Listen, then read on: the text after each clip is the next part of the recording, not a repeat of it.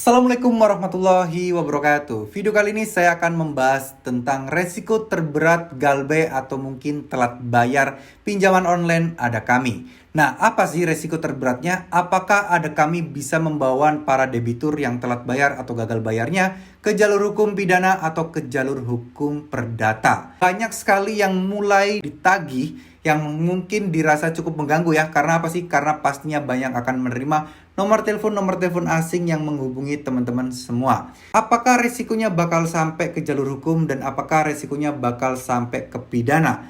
Yuk kita akan bahas di video kali ini teman-teman.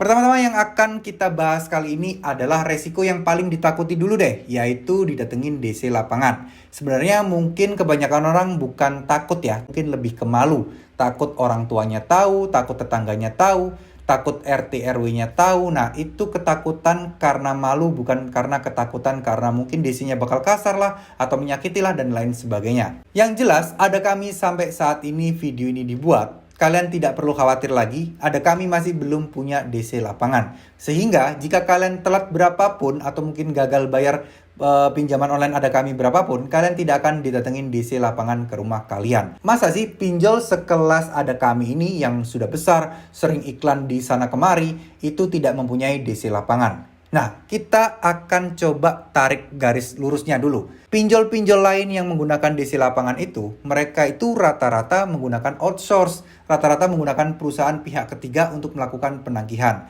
Kenapa kok mereka tidak mau menggunakan jasa layanan tersebut? Karena bayarannya pun cukup mahal. Kalau misalnya kalian mungkin cuma direkrut satu DC aja, berarti kan kalian gaji minimal UMR ya untuk setiap satu kota. Bayangkan, satu kota kalau satu orang DC aja mau sampai berapa itu didatengin satu persatu, nggak bakal ada kelarnya. Karena nasabahnya banyak dan yang galbe pun juga banyak. Begitu pula seterusnya, nggak mungkin di setiap kota harus ngerekrut. Kecuali memang yang mempunyai backingan besar, yang mempunyai modal besar seperti Akulaku, Kredit Pintar, terus kemudian seperti Kredivo, itu pastinya mereka mempunyai DC di setiap kota. Bahkan Home Credit pun itu lebih banyak banget DC-nya. Jadi nggak perlu khawatir soal DC. Yang kedua, masalah denda, sudah pasti denda bakal stop di maksimal total pinjaman kalian. Misal kalian 1 juta ya mentok di 2 juta. Nggak akan lebih teman-teman. Karena Ada Kami ini merupakan pinjol legal yang mana mereka tidak akan melanggar aturan tersebut. Ya meskipun kita nggak tahu ya apakah ada pelanggaran di setiap penagihan-penagihan atau cara penagihan yang mereka lakukan kepada debitur yang gagal bayar atau telat bayar. Oke, balik lagi masalah jalur hukum pidana atau perdata. Selama kalian tidak memalsukan identitas kalian seperti KTP,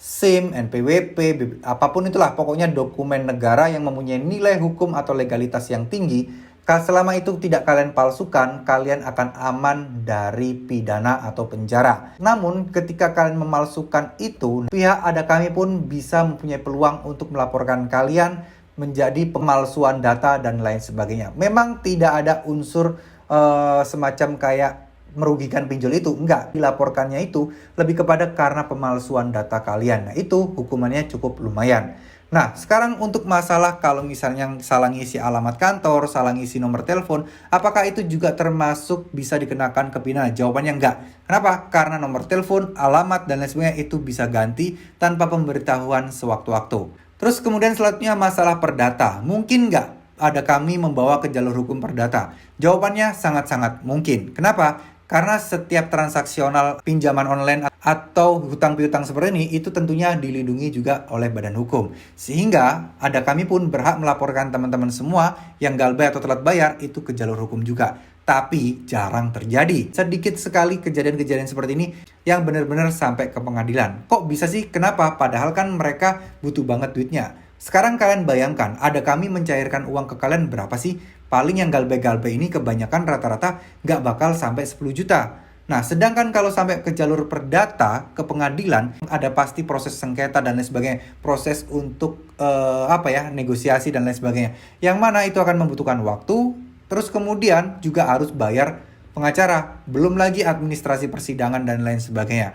Ya, hutang kalian tidak akan ada apa-apanya dibandingkan mereka mengeluarkan biaya untuk menjerat kalian ke jalur hukum perdata seperti itu. Dan satu hal lagi, tidak akan ada sita menyita. Sita menyita itu adalah wewenang dari pengadilan setelah sidang nanti. Jadi kalian jangan mau ketika misal diminta HP kalian, terus diminta juga mungkin perhiasan kalian untuk membayar hutang, itu jangan mau, karena memang tidak ada urusannya. Jadi sekali lagi, kalau misalnya ada yang mengaku-ngaku dari DC Ada Kami ke rumah kalian, kalian minta dokumen-dokumen negara yang dibutuhkan. Contoh, identitas, surat tugas, sertifikasi bahwa mereka benar-benar dari DC, atau mereka benar-benar profesi mereka adalah debt collector. Itu ada sertifikasinya. Jadi nggak sembarang orang bisa direkrut untuk jadi DC ya.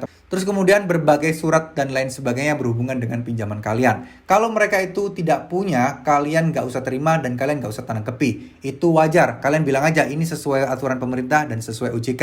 Kenapa? Karena rawan banget penipuan di luar sana yang menggeret atau menyeret orang-orang yang galbay seperti ini. Diancam katanya ini sini saya bantuin untuk membayar, nanti di diskon, dendanya akan dikurangi. Nah, ini kebanyakan orang-orang tertipu hal seperti ini, teman-teman. Semoga ini bisa bermanfaat ya, teman-teman. Untuk masalah slik OJK, jelas pasti akan masuk slik OJK. Kalau misalnya di lapangan ada apa enggak, jawabannya masih belum ada, jadi nggak perlu khawatir sampai ke sana. Oke, semoga video kali ini bisa bermanfaat. Semoga video kali ini bisa memberikan informasi kepada teman-teman semua. Wassalamualaikum warahmatullahi wabarakatuh.